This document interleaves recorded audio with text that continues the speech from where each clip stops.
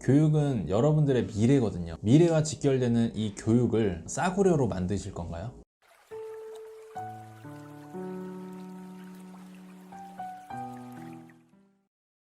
안녕하세요. 조코치TV의 조코치입니다.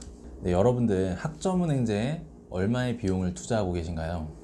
기왕이면 저렴한 게 좋지. 난 돈만 받으면 돼.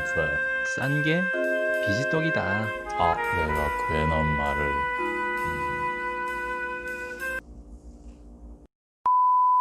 네, 우선 여기서 학점은행제 비용이라고 한다면 어떤 걸 얘기할까요? 크게 학점은행제는 온라인 수강, 자격증, 독학사 이 세 가지로 나눠지는데요. 그 중에서 온라인 수강을 어떤 기관에서 누구에게 어떻게 관리를 받을 건지에 따라 결정이 된다고 보시면 되세요.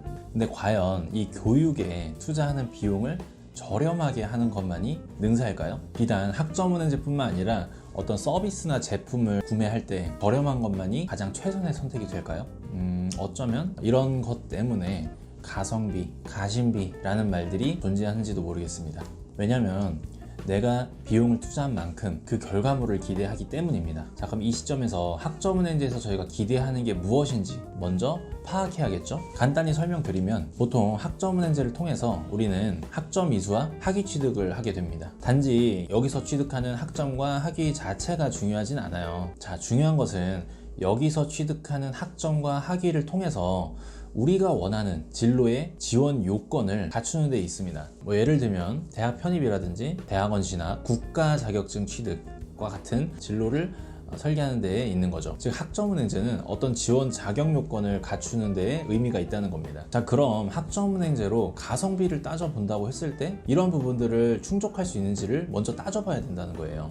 자, 첫 번째, 온라인 수강을 통해서 확실한 관리를 받을 수 있는지 이거를 먼저 따져봐야겠죠. 두 번째는 이러한 학점은행제 관리뿐만 아니라 내가 원래 원하던 그 진로 거기에 대한 조언을 확실하게 구할 수 있는지 이것도 한번 체크를 해봐야 되는 거예요. 자, 보통 저렴한 기관 같은 경우에는 별도의 개별 관리자가 존재하지는 않습니다. 그렇기 때문에 개별적으로 이 학점은행제에 관한 강의 수강 부분에서 필요한 과제라든지 시험이라든지 여러 가지 기타 사안들을 개별적으로 처리해 주셔야 된다는 얘기예요. 그래서 학습자 본인이 학점은행제에 대한 정확한 이해가 있고 각종 신청 기간, 공부 요령 등에 대해서 잘 알고 있다고 한다면, 그리고 성격적으로 꼼꼼하고 세심한 편이라면 굳이 관리자가 필요 없겠죠. 그럼 이런 저렴한 기관을 통해서 학점은행제를 하셔도 무방합니다. 하지만 아까 말씀드린 대로 학점은행제라는 제도는 학점은행제 그 자체에 힘을 빼시면 안 돼요. 학점은행제가 중요한 게 아니라 그 이후에 우리가 희망하는 그 진로를 달성하는 데 목적이 있는 거잖아요. 이 학점은행제 부분, 관리 부분을 좀 맡겨도 된다라고 이해하시면 될 것 같습니다. 즉, 이 학점은행제를 하는 데 들어가는 이 시간, 기회비용을 고려하셔야 된다는 거예요. 사실 저렴하게 듣고자 한다면 방법은 많아요. 온라인 수강에서 사실 강의 비용의 부담이 크기 때문에 온라인 수강 부분을 줄이고 자격증과 독학사의 비중을 늘리면 되는 거거든요. 그러면은 문제는 뭘까요? 자격증과 독학사의 경우에는 합격을 해야 돼요.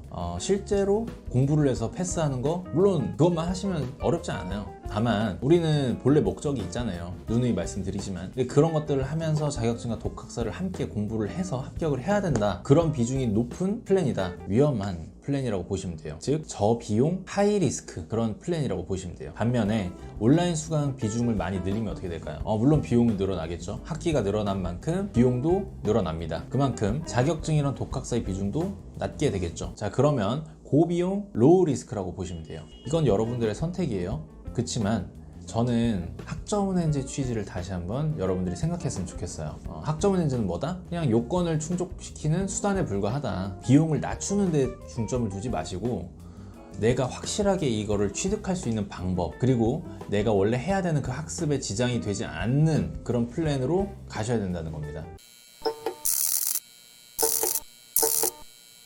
오늘 말씀드리고 싶은 건 사실 비용 자체에 있진 않아요.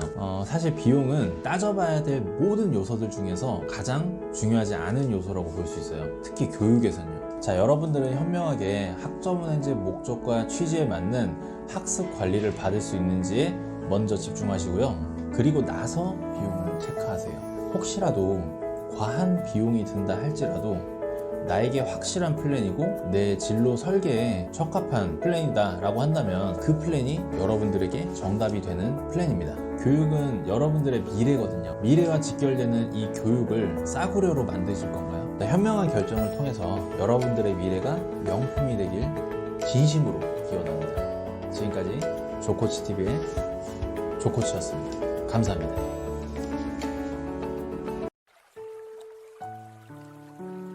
내가 괜한 말을